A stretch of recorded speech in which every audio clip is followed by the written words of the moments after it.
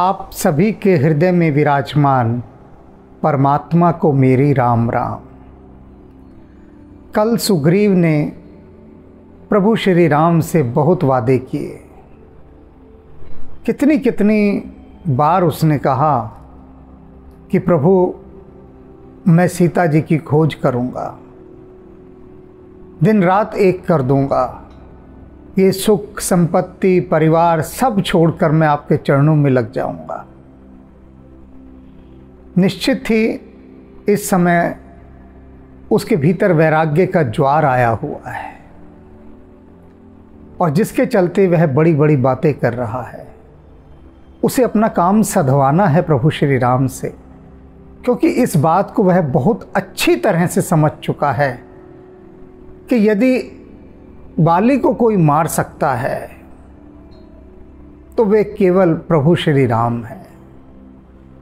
हर तरह से उसने जांच लिया, परख लिया, राम की बहुत परीक्षा ले ली। कहा नहीं सीधे सीधे कि मैं आपकी परीक्षा ले रहा हूं, लेकिन उसका चातुर्य, चालाकी, सयानापन, और प्रभु सब जानते हैं कि ये मुझे नापने चला है कि क्या मैं बाली को मार भी सकता हूं। तो वे भी ठीक है, जैसे बच्चे की जिद मानते हैं इस प्रकार से उसकी ये मन की इच्छा पूरी कर रहे हैं और सुग्रीव को आश्वस्त कर दिया कि वे बाली को मारने में समर्थ हैं। अब बारी है बाली के पास जाने की। ले सुग्रीव संग रघुनाथा, चले चाप सायक गए हाथा। सुग्रीव प्रभु श्री राम को साथ लेकर चल पड़ा। चले चाप सायक गए हाथा, धनुष बाण लेकर राम जी चल दिए हैं सुग्रीव के साथ। तब रघुपति सुग्रीव पठावा, गजेंसी जाई निकट बल पावा। अब क्या हुआ? तब रघुपति सुग्रीव पठावा, तब राम जी ने सुग्रीव को समझाया, पढ़ाया, सिखाया कि अब देख तुझे करना क्या है। गजेंसी जाई निकट बल पावा, कि तू जा और बाली को ललकार। जब ये कहा प्रभु श्री राम ने सुग्रीव से तो वह तो थर थर कांपने लगा।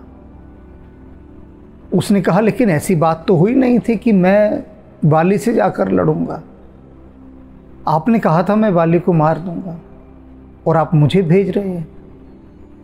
सुग्रीव तो कांपने लगा बुरी तरह से, किंतु प्रभु राम ने कहा कि नहीं, ललकारना तुझे ही होगा जाके, और तू आश्वस्त रहे, तू लड़ उनसे जाकर, बाली से जाकर, और यदि तू पराजित हुआ तब मैं आऊंगा,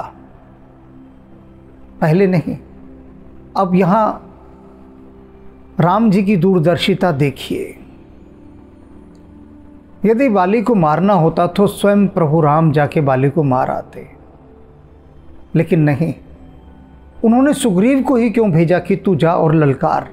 कहा ना, गर्जेंसी जाई निकट बल पावा, जा और गर्जना कर, ललकार बाली को कि आ बाली मेरे से लड़। और सुग्रीव कांपे डर के मारे कि मैं जाऊं, लेकिन इसके पीछे बहुत बड़ी दूरदर्शिता थी। दूरदर्शिता क्या थी? कि जो दमित है, दलित है, जिस पर अन्याय हुआ है, राम चाहते हैं वह अपनी लड़ाई स्वयं लड़े। इतना तो हौसला करे कि जाकर बाली को ललकारे स्वयं। उसकी लड़ाई राम क्यों लड़ेंगे जाकर? और यदि राम ने बाली को मार दिया बिना सुग्रीव की मध्यस्थता हुए, तब फिर सुग्रीव तो वही कायर का कायर रहा। सुग्रीव का हौसला कैसे बढ़ेगा? कल को इसी सुग्रीव ने सीता जी की खोज करने जाना है। इसी सुग्रीव ने कहा है कि मैं अपनी वानर सेना लेकर आपके साथ रावण से युद्ध करूंगा। तो यदि ऐसा ही कायर सुग्रीव बना रहा तो वो राम के किस काम का? बेकार है वो, बेकार। एक ऐसा बेकार व्यक्ति जो युद्ध से डरता हो, कल को वह क्या राम की सहायता करेगा। तो उसे निर्भीक बनाने के लिए, संकट के सामने खड़ा होने का मादा उसके अंदर आए, ये पैदा करने के लिए प्रभु श्री राम ने भेजा सुग्रीव को कि जा और ललकार।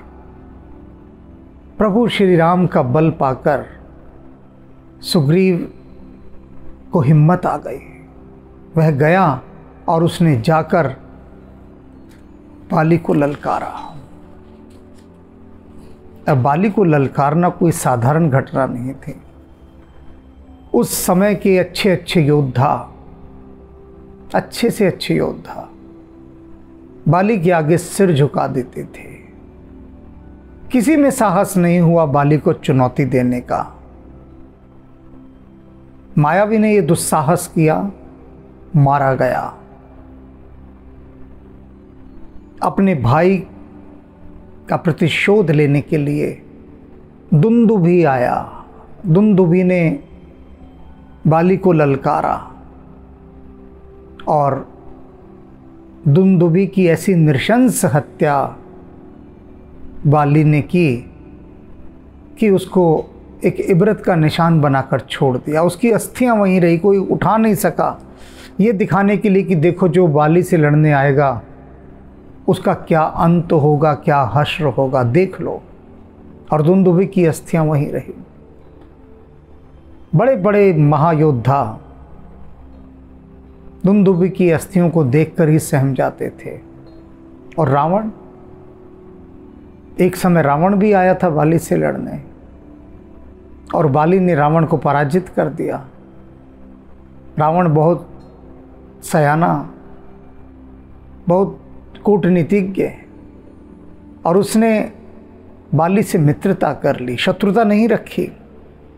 क्योंकि समझ गया रावण कि यदि मैं बाली से शत्रुता रखूंगा तो संसार में जो मेरी कीर्ति है, जो यश है, जो मेरा डंका बज रहा है कि रावण किसी से पराजित नहीं हो सकता, तो वो तो सब मिट जाएगा। अभी तो बात दोस्ती पर आ जाएगी कि ये तो दोनों मित्र हैं, दोस्त हैं। और अगर बाली मेरा दोस्त बनता है, मित्र बनता है, बाली के साथ मित्रता होती है, तो रावण का कद और ऊंचा हो जाएगा। तो बाली बिल्कुल भी साधारण पात्र नहीं है। उस समय के महान से महान योद्धा भी बाली के सामने जाने से कतराते हैं। और उस बाली के सामने भगवान राम ने सुग्रीव को भेज दिया कि जा भिड़ बाली से जाकर। सुनत बाली क्रोधातुर धावा। सुग्रीव ने जाके ललकारा बाली को कि बाली कहाँ छुपा हुआ है, सामने आ, मैं तुझसे युद्ध करने आया हूं। अब ललकार सुनी बाली ने। बाली का तो माथा ठनक गया कि ऐसा कौन पैदा हो गया जो बाली को ललकार रहा है। और वो क्रोध में भरकर दौड़ा, ये मुझे ललकारने आया है, अब जीता न छोड़ूंगा। दौड़ा क्रोध में भरकर, गहकर चरण नारी समझावा। और जैसे ही वह दौड़ा, उसके पैरों में उसकी पत्नी तारा गिर गई। हाथ जोड़ दिए उसने और कहा, हे नाथ, हे स्वामी, न जाएं, न जाएं। बाली देख रहा है कि कैसी मूर्खा है, बताओ। बाली को रोक रही है कि बाली और लड़ने ना जाए, घर में बैठ जाए, संसार कहे कि देखो बाली ने चूड़ियां पहन ली। क्या यह जानती नहीं कि बाली कभी किसी की ललकार से पीछे नहीं हटता। और यह कह रही है कि हे नाथ, आप न जाएं। सुनपति जिन्हि मिलहु सुग्रीवा, ते दो बंधु तेज बल सीवा। पैरों में पड़ के हाथ जोड़कर कहती है, नाथ न जाएं, क्योंकि ये जो सुग्रीव है, सुनपति, हे मेरे पतिदेव सुनो, जिन ही मिले हूँ सुग्रीवा, जिनसे सुग्रीव अब मिल गया है जाकर, वे जो दो भाई हैं, वे दो भाई, वे तेज और बल की सीमा है, तेज और बल की सीमा। आप न जाएं। कौशलेश सुत लक्ष्मण रामा, काल हूँ जीत सकई संग्रामा। कहते वो कौशल देश के राजा के बेटे हैं। बड़े पुत्र का नाम राम है, छोटे का लक्ष्मण। ये दोनों भाई हैं, राम और लक्ष्मण। काल हूँ जीत सकई संग्रामा, ये दोनों संग्राम में काल को भी जीत सकते हैं। आप हैं क्या चीज़। तारा बार बार गिड़गिड़ाती है, बार बार बाली के चरणों में पड़कर, और कहती है कि जानते हैं आप, ये जो सुग्रीव है ये इतना चालाक है, इतना सयाना है, इतना चतुर है कि बिना ठोक बजाए ये किसी से मित्रता नहीं करता। जब तक इसका अपना पूरा फ़ायदा कहीं पर ना हो तब तक यह किसी से मित्रता नहीं करता। तारा कहती है मैं बहुत अच्छे से जानती हूँ सुग्रीव को, बहुत अच्छे से। अगर सुग्रीव ने राम से मित्रता की है तो उसने इस बात का पूरा मूल्यांकन कर लिया है कि राम आपको मार सकते हैं। और मैं आपको बता दूं, तारा कहती है बाली से, तारा की ये पंक्तियाँ रेखांकित करने वाली हैं, तुलसीदास जी ने उनको यहाँ नहीं लिखा है। तारा कहती है बाली से कि सुनो, ये राम नहीं है, ये राम नहीं है, ये यमराज है। यमराज आज राम का वेश धारण करके आया है और सुग्रीव को उसने भेजा है। आप न जाएं स्वामी, आज का दिन जाने दें, टल जाने दें, क्योंकि ये राम नहीं है, ये यमराज आया है, आपको लेकर ही जाएगा, लिए बिना मानेगा ही नहीं, ये लेने ही आपको आया है, आप न जाएं। फिर विनती करती है तारा और कहती है बाली से कि देखिए, किया तो आपने अन्याय ही है सुग्रीव के साथ। उसकी पत्नी को उससे छीन लिया, वह निर्दोष था, निरपराध था, मैं तो जानती हूँ ना, मैं यहीं थी। अगर उसकी नीयत खोटी होती तो हम ही उसे राजा नहीं बनने देते। हमने ही उसे ज़बरदस्ती राजा बनाया, बलपूर्वक, कि किष्किंधा राजा के बिना नहीं रहनी चाहिए। किष्किंधा क्या, कोई भी साम्राज्य बिना राजा के नहीं रहता, कोई भी कबीला बिना सरदार के नहीं रहता। इसलिए हमने ही उसे बिठाया था, लेकिन आपने अपने अहंकार में, अपने क्रोध में उसे मारकर भगा दिया और उसके खून के प्यासे हो गए। अभी भी समय है, आप भाइयों का प्रेम फिर से वैसा का वैसा हो जाएगा। आप जाइए और उसकी पत्नी को लौटा दीजिए, उसे प्रेम से हृदय से लगा लीजिए। मैं जानती हूँ सुग्रीव को, सुग्रीव आज भी आपके प्रति प्रेम और भक्ति से भरा है। आप सुग्रीव को क्षमा कर देंगे तो वह पहले जैसा ही है, उसके मन में आज भी कोई मैल नहीं है। इतना सब बाली को उसकी पत्नी समझा रही है, उसकी पत्नी तारा, जो कि विदुषी है, जो कि विदुषी है, वह समझा रही है। लेकिन बाली को बात समझ में नहीं आ रही, बिल्कुल समझ में नहीं आ रही।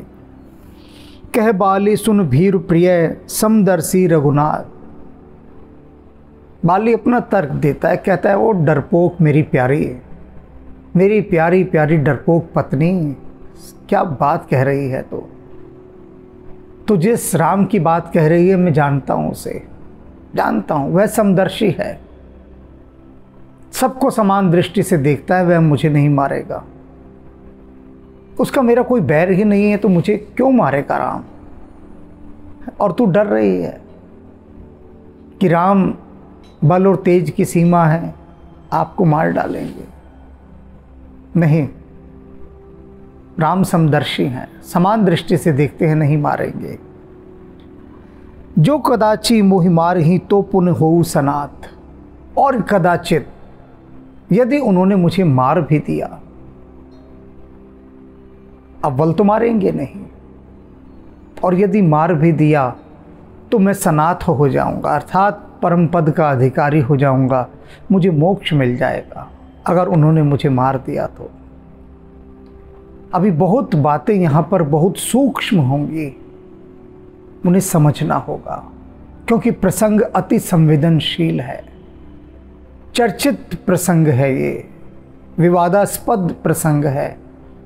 अनेक संशय भक्तों के मन में और जो बुद्धिजीवी हैं उनके मन में भरे हुए हैं इस प्रसंग को लेकर, आज उनका भी निराकरण होगा। तो इसलिए समझ समझ कर सुनना है इसे।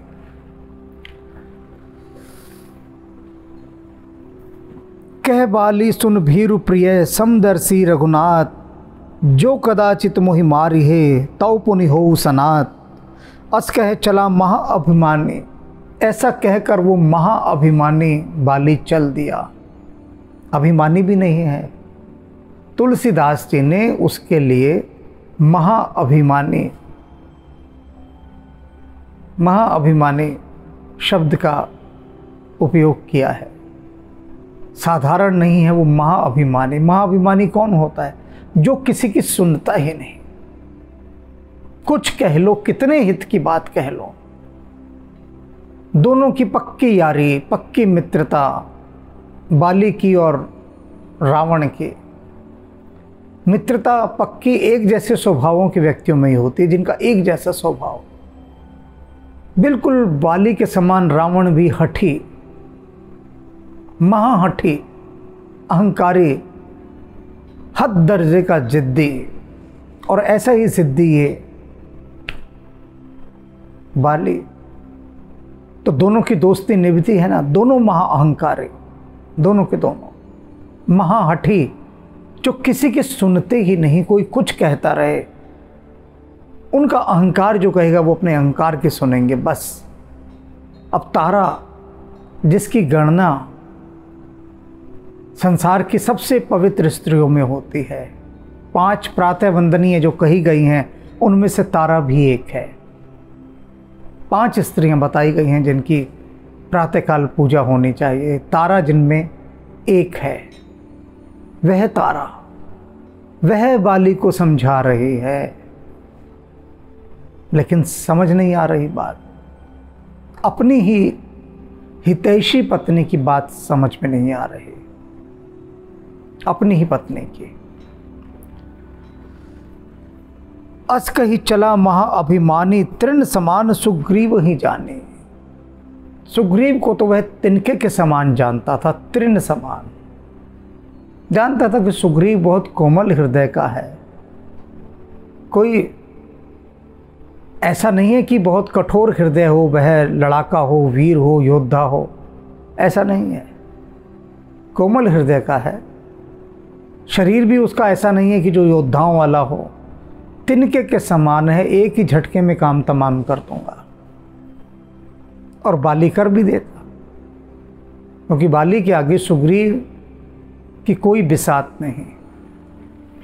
भिरे उभो बाली अति तरजा, दोनों भिड़ गए, लड़ाई शुरू हो गई, और बाली ने उसे बहुत धमकाया, डराया सुग्रीव को। मुट्ठी का मारी महाधुन गर्जा, और उसके बाद उसने एक ऐसा मुक्का बाली को उसको मारा, सुग्रीव को, और बाली बहुत जोर से गरजा, फिर चिंघाड़ा क्रोध के मारे। और बाली का जो मुष्टि प्रहार था, जो उसका मुक्का था, एक ही मुक्का बड़े बड़े राक्षसों को मार डालता था, इतना बलशाली था बाली। और सुग्रीव को वह मुक्का पड़ा। तब सुग्रीवी विकल होई भागा, व्याकुल हो गया सुग्रीव वो मुक्का खाकर, व्याकुल हो गया और भागा, प्राण बचाकर भागा। मुष्टि प्रहार वज्र सम लागा, और जो उसके मुक्के का प्रहार था बाली के, वो उसको वज्र के समान लगा, जैसे देवराज इंद्र का वज्र किसी को लग गया हो। और उसके बाद उसका जीना संभव नहीं हो सकता, जिसके ऊपर वज्रपात हो गया हो। और बाली का यह मुक्का सुग्रीव पर वज्रपात के समान था। वो भागा वहाँ से प्राण बचाकर। मैं जो कहा रघुबीर कृपाला, बंधु न होई मोर यह काला। पहुंचा भागता भागता प्रभु श्री राम के पास और कहने लगा कि मैंने आपसे क्या कहा था। जो मैं कहा रघुबीर कृपाला, हे कृपालु रघुवीर। यहाँ पर वो व्यंग्य भी कर रहा है, कोई सम्मान से नहीं कह रहा है। यहाँ रघुवीर कृपाला कह रहा है आपने तो कहा था कि मैं रक्षा करूँगा, ये रक्षा की आपने। वो तो मार ही डालता मुझे, नहीं भागता तो। कृपाला, हे कृपालु, यही कृपा है आपकी। मरते हुए छोड़ दिया मुझे, नहीं भागता तो मारा ही जाता। और मैंने आपसे पहले ही कहा था, बंधु न होई मोर यह काला। ये मेरा भाई थोड़ी ना है बाली, ये तो मेरा काल है, मृत्यु है ये मेरी। और आपने मुझे मेरी ही मृत्यु के सामने ले जाकर खड़ा कर दिया। ये क्या किया आपने? और कृपा भी नहीं की। आपने कहा था मैं कृपा कर दूंगा, मैं एक ही बाण से बाली को मार दूंगा। कहाँ गया आपका वह बाण? यह सब सुग्रीव कह रहा है प्रभु श्री राम से। ऐसी बातें जिनमें भक्तों ने प्रभु श्री राम पर बहुत कठोर शब्दों में प्रहार किया है, वे सारी बातें तुलसीदास जी ने हटा दी, उनका उल्लेख ही नहीं किया। वे कर नहीं सकते, उनकी विवशता है। विवशता किस लिए है? क्योंकि वे गहरे भक्ति भाव वाले हैं। और यदि उनके प्रभु श्री राम को कोई भी कठोर वाक्य कहता है, कठोर शब्दावली का या अशोभनीय शब्दावली का उपयोग उनके लिए करता है, न कहने योग्य शब्द कोई प्रभु श्री राम के लिए कहता है, तो तुलसीदास जी उन शब्दों का उपयोग करते ही नहीं, उनको सम्मिलित ही नहीं करते, अपने इसमें हटा देते हैं। बहुत शालीन और सभ्रान रूप में एक बात कह देते हैं। अब जो बात यहाँ कही सुग्रीव ने, मैं जो कहा रघुबीर कृपाला, अब एक लाइन बोल दी रघुबीर कृपाला, वो सारे के सारे व्यंग्य को ले जाकर यहाँ समा दिया। इस व्यंग्य को कोई भी नहीं समझेगा, सब यही कहेंगे वो तो भगवान राम की प्रशंसा कर रहा है और कह रहा है देखो हे रघुवीर, हे कृपालु।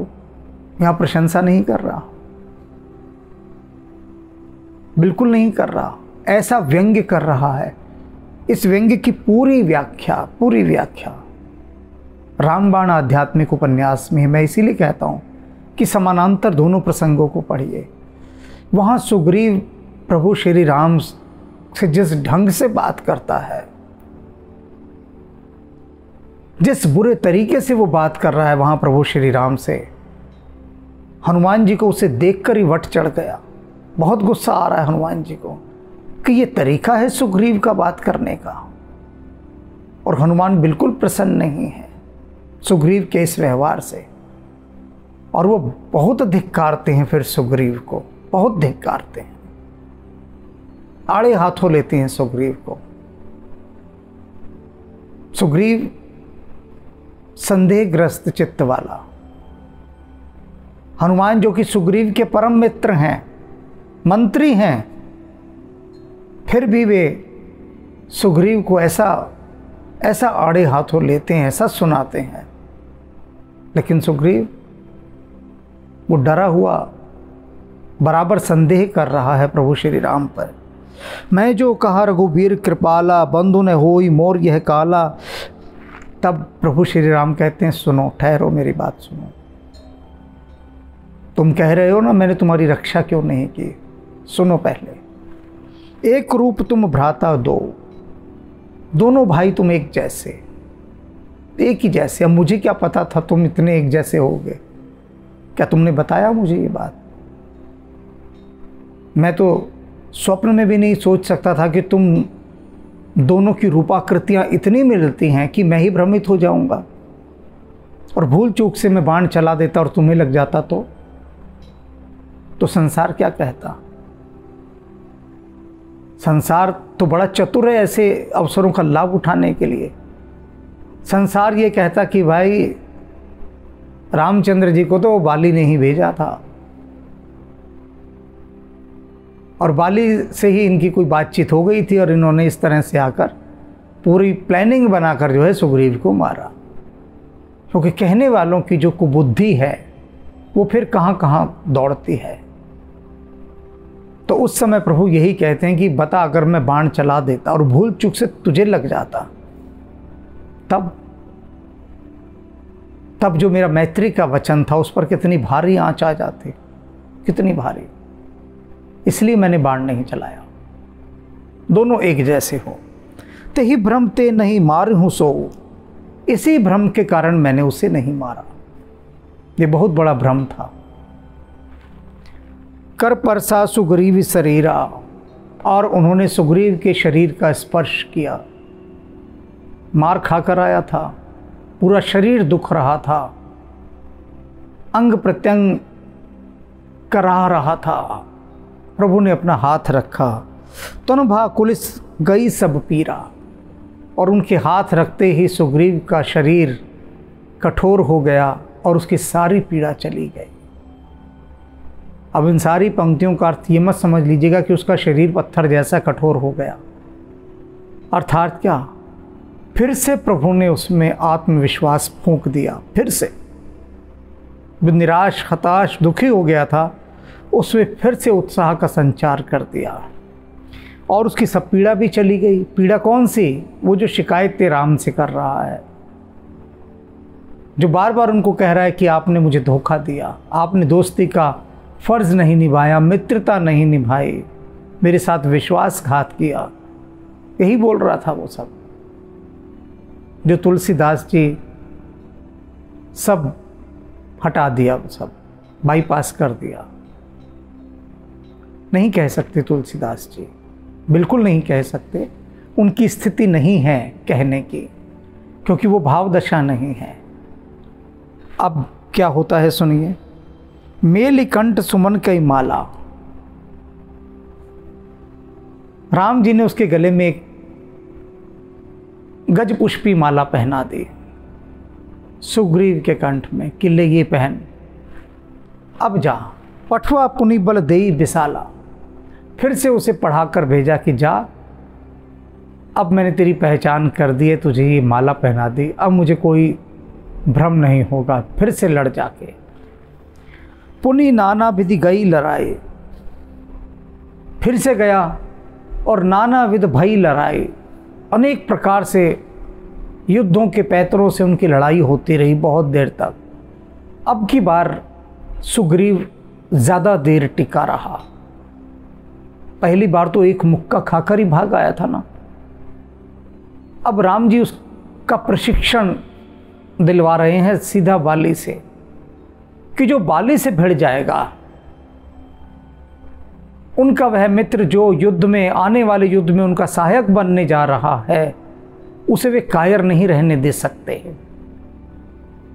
उसे बाली से भिड़ा दिया सीधे, और उसके मन में इतना आत्मविश्वास आएगा, जब मैं बाली से भिड़ सकता हूँ तो इसी बाली ने रावण को भी पराजित किया, तो फिर रावण से भी भिड़ना मेरे लिए कोई मुश्किल बात नहीं रह जाएगी। ये बहुत बड़ी साइकोलॉजी है, मनोविज्ञान है।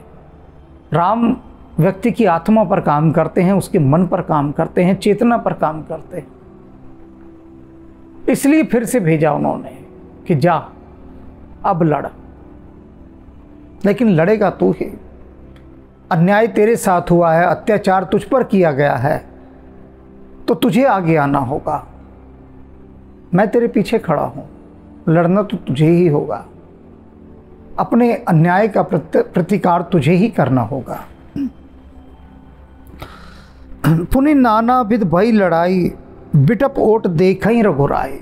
वृक्ष की ओट में राम सब देख रहे हैं, क्या क्या हो रहा है, किस किस तरह से लड़ाई चल रही है।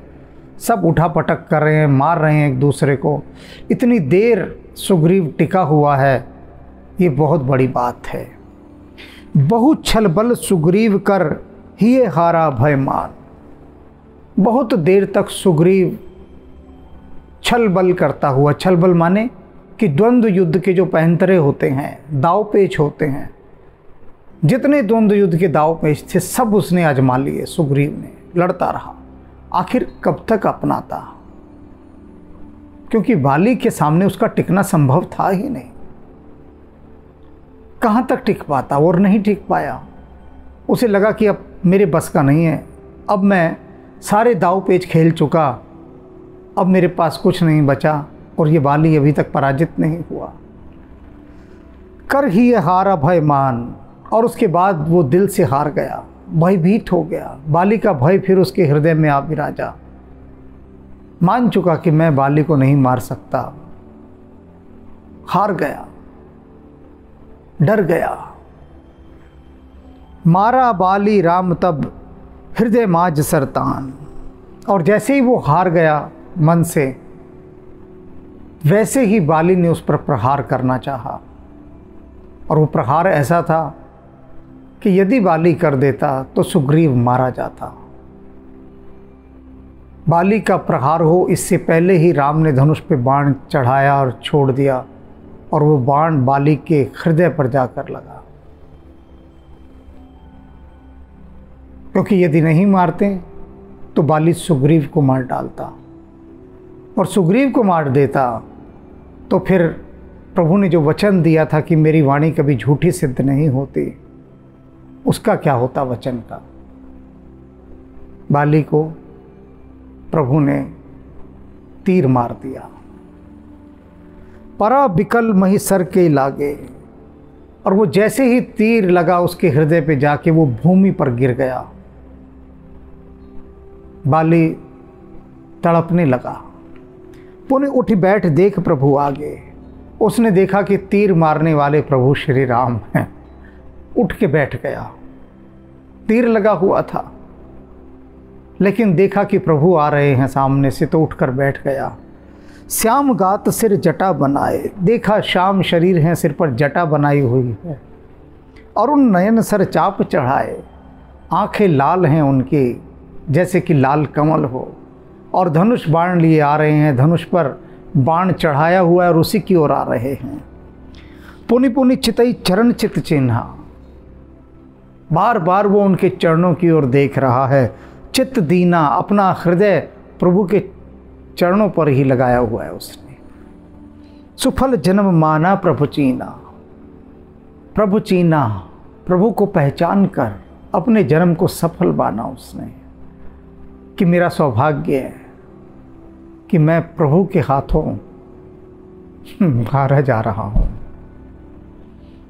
देखो, एक बात को यहां समझ लेना बहुत अच्छे से। जिन जिन को भी राम ने मारा, परमात्मा ने मारा, मरते समय वो सब समझ गए कि जो हमें मारने आया है वो करतार है, तारनहार है। प्रत्येक को ये बात समझ में आई है जो भी राम के हाथों मारा गया, कि अरे ये तो प्रभु ही मुझे तारने आए हैं, पार लगाने आए हैं। सबको समझ में आ गई बात। इसे भी आ गई है बाली को। हृदय प्रीत मुख वचन कठोरा, हृदय में प्रभु के प्रति असीम प्रीति लिए बाली राम जी के चरण कमलों की तरफ देख रहा है, और अब वह भी प्रकट रूप से प्रभु की लीला का हिस्सा बन गया, और मुख पर उसने कठोर वचन ले आया, अपने कठोर वाणी मुख पर। अब अभिनय शुरू हो रहा है, वह भी अपने अभिनय पर पूरा खरा उतर रहा है। बोला चितई राम की ओरा, और राम की ओर देखता हुआ कठोर स्वर में बोला, धर्म हेतु अवतर हूँ गोसाई। कहता राम जी, आप तो धर्म के उद्धार के लिए आए हैं। आपने जो अवतार लिया है कि मैं धर्म की स्थापना करूँगा, अधर्म का नाश करूँगा। अब वह व्यंग कर रहा है प्रभु श्री राम पर। उन्हें कह रहा है कि आप धर्म के अवतार के लिए आए हैं, ये धर्म है आपका। मारहु मोही ब्याग की नाही, एक शिकारी की तरह मेरा शिकार किया आपने। ऐसे मारा मुझे जैसे कोई शिकारी किसी जंगली जानवर को मारता है। ये धर्म का अवतार है, ऐसा धर्म होता है। अब यहाँ बात समझिए, जो लोग सदियों सदियों से नहीं समझ सके, सदियों सदियों से, और सदियों सदियों तक ही नहीं समझ पाएंगे। मैं यह समझा रहा हूँ, और मेरे समझाने के बाद भी कितने समझ पाएंगे ये अलग बात है। बाली क्या कह रहा है कि आपने मुझे ऐसे मारा है जैसे किसी जंगली जानवर को कोई शिकारी मारता है। ये समझने वाली बात है कि बाली खुद कह रहा है कि मैं एक जंगली जानवर हूँ, और मुझे मारा ही इसी तरह जाना चाहिए था जैसे कि शिकारी जंगली जानवर को मारते हैं, क्योंकि जंगली जानवरों को काबू करने के लिए जाल बिछाना पड़ता है, तब उसका शिकार होता है। ये गहरी बात केवल राम जी ही समझ सकते हैं, और वह बाली समझ सकता है जो कह रहा है, बाकी संसार नहीं समझ सकता। वह समझे, इसीलिए हनुमान जी ने बिठा दिया है हमें कि समझाओ। धर्म हेतु अवतर हूँ गोसाई। फिर समझना कि हे गोसाई, आप तो धर्म के अवतार के लिए आए हैं, इसलिए जो भी मेरे जैसे ऐसे हिंसक जंगली जानवर हैं उनका आप इसी तरह से शिकार करेंगे। इसी तरह से आपको शिकार करना है, तभी जंगली जानवर मरेंगे, वरना ऐसे नहीं मरेंगे। मैं बैरी सुग्रीव प्यारा, मैं आपका शत्रु हो गया और ये सुग्रीव आपका प्यारा हो गया, आपने इसका साथ दिया है। अवगुण कवन नाथ मोहि मारा, मेरा क्या कसूर था हे मेरे नाथ, हे मेरे स्वामी, जो आपने मारा। बस मुझे इस बात का उत्तर दे दीजिए।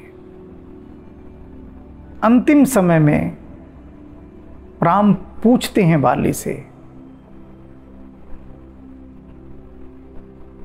बता तेरी इच्छा क्या है। मरते हुए व्यक्ति की अंतिम इच्छा पूछी जाती है, उसमें सांस है अभी बाली में, देख पा रहा है, सुन पा रहा है, दिल धड़क रहा है उसका, और राम जानते हैं ज़्यादा देर अब ये जिंदा नहीं रहेगा, उसका समय आ गया है। तो राम उससे कहते हैं, बता मांग क्या मांगता है, जो मांगेगा मिलेगा, मांग ले। अब उस अंतिम समय में राम कह रहे हैं, मांग ले जो मांगना है। बाली जानता भी है कि ये प्रभु हैं, कह सकता था कि मुझे मोक्ष दे दो, मोक्ष नहीं भी चाहिए था, पूरी धरती का साम्राज्य मांग लेता। राम का वचन मिथ्या नहीं होता। राम ने कह दिया उससे, मांग क्या मांगता है। तो वो एक ही चीज मांगता है, एक ही चीज। बाले कहता है, बस अवगुण कवन नाथ मोहि मारा, बस मुझे एक बात बता दीजिए, मैंने आपका क्या कसूर किया था, क्या अपराध किया था, कौन सा अवगुण था मुझ में जो आपने मुझे मारा। मैंने तो आपका कुछ भी बुरा नहीं किया, ना मैं आपका शत्रु, फिर मुझे आपने क्यों मारा। बस इस प्रश्न का उत्तर दे दीजिए। मैं इस प्रश्न के साथ नहीं मरना चाहता, इस प्रश्न के साथ मैं नहीं मरना चाहता। आप मुझे इस प्रश्न का उत्तर दे दीजिए कि आपने मुझे किस अपराध के चलते, किस दोष के चलते, किस अवगुण के चलते मारा। मैंने आपका कोई अपराध नहीं किया, क्योंकि आपके अतिरिक्त इसका प्रामाणिक उत्तर, ऑथेंटिक आंसर और कोई नहीं दे सकता, क्योंकि मारा आपने है। पूरी दुनिया कोई भी गाना गाती रहे, कोई भी तर्क करती रहे, कोई उत्तर नहीं दे सकता इस बात का कि राम ने छिपकर क्यों मारा। तो बाली खुद कहता है, बाली खुद कहता है कि प्रभु, यदि मेरी कोई इच्छा पूरी करना चाहते हैं तो मुझे इस प्रश्न के साथ मत मरने दीजिए। मुझे इसका उत्तर दे दीजिए, आप उत्तर दे दीजिए, क्यों मारा आपने मुझे? और अब प्रभु इस प्रश्न का उत्तर देंगे। यहां जो भी कुछ है बहुत संक्षेप में कहा जा रहा है। फिर से कह रहा हूं कि अगर इस पूरे प्रसंग की एक एक बारीकियां देखनी है, एक एक बारीकियां, माइक्रोस्कोपिक व्यू देखना है, तो फिर रामबाण अवश्य पढ़िए। ये मैं औषधियों के नाम बता रहा हूं। इन्हें ये मत समझ लेना कि मेरा आध्यात्मिक उपन्यास है ना, मेरा नहीं है, ये हनुमान जी का है, मेरा नहीं है। और उस वैद्य पर बहुत शक होता है, मैं बता दूं, जो आपको पहले ही कहे कि भैया अपना उपचार करा लो। उस वैद्य के पास कोई नहीं जाता जो तुमसे खुद आकर कहे कि देखो तुम इस रोग से ग्रसित हो या हो सकते हो, मैं तुम्हारा इलाज कर दूं। लोग उस चिकित्सक को ही भगा देते हैं, उसे ही भगा देते हैं। शक पैदा होता है ना। अब जैसे मैं कह रहा हूं कि रामबाण पढ़ो, तो शक पैदा होगा, और निश्चित रूप से होगा, क्योंकि मन है ना वो शंकालु है। क्योंकि मन कहेगा कि तुम तो स्वस्थ हो और तुम्हें ये अभी से औषधि बता रहे हैं। इस विज्ञान को बहुत कम लोग जानते हैं, ना के बराबर।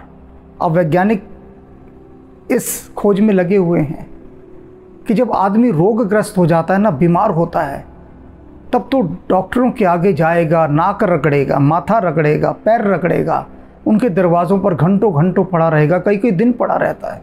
देखिए मैंने लोग, कहाँ से आए हो भैया? पता लगे उस मुल्क से आए हैं चल के, हजारों मील दूर से इस डॉक्टर की प्रसिद्धि सुनकर आए हैं और पड़े हैं वहाँ पर। क्यों इलाज करवाना है? किस लिए इलाज करवाना है? बीमार हैं। बहुत बढ़िया। अब कोई डॉक्टर जाकर किसी को कहे कि सुनो ये बीमारी तुम्हें आने वाली है, मैं पहले इसका इलाज कर देता हूँ, तो तुम कहोगे कि आगे का घर देख, रास्ता देख आगे। ये कोई नया तरीका है भीख मांगने का, ठगने का, या अपना बिजनेस चलाने का? आगे चल। फिर हम ऐसे अहंकार में भर के उस चिकित्सक को भगा देते हैं, और जब वो रोग आ जाता है, रोग खाने लगता है, तब हम सारी दौलत लुटा देते हैं चिकित्सक पर, सारी दौलत। लेकिन पहले, रोग के आने से पहले अगर कोई तुम्हारा उपचार करे, तो वो चिकित्सक तो तुम्हारी समझ से बाहर का ही होगा। सोचिए आप, सोचिए, बाहर का होगा ना, बियॉन्ड। तो ऐसा बियॉन्ड चिकित्सक कैसे समझेंगे फिर आप उसे? बहुत, ये बुद्धि तो वही समझती सोचती है जिसकी इसको ट्रेनिंग दी गई होती है बचपन से। बस जो इसने देखा होता है, सुना होता है, समझा होता है, उतनी भर बात ये बुद्धि समझती है और आपको समझाती है। लेकिन बियॉन्ड माइंड जो चीज़ें हैं, उन्हें आप कैसे समझेंगे? और इसलिए मैं यहाँ समझाता भी नहीं, बिल्कुल नहीं समझाता। कभी कभी हल्के फुल्के इशारे कर देता हूँ, उस पर भी लोग मुझे बहुत गालियाँ दे जाते हैं, हल्के फुल्के इशारों पर ही। तो इसलिए अब देखते हैं प्रभु राम बाली को क्या उत्तर देते हैं। रघुपति राघव राजा राम, पतित पावन सीताराम। रघुपति राघव राजा राम, पतित पावन सीताराम। सीताराम सीताराम, बज प्यारे तो सीताराम। सीताराम सीताराम, बज प्यारे तो सीताराम। रघुपति राघव राजा राम। पतित पावन सीताराम सीताराम सीताराम भज प्यारे तो सीताराम सीताराम सीताराम भज प्यारे तो सीताराम रघुपति राघव राजा राम पतित पावन सीताराम पतित पावन सीताराम पतित पावन सीताराम।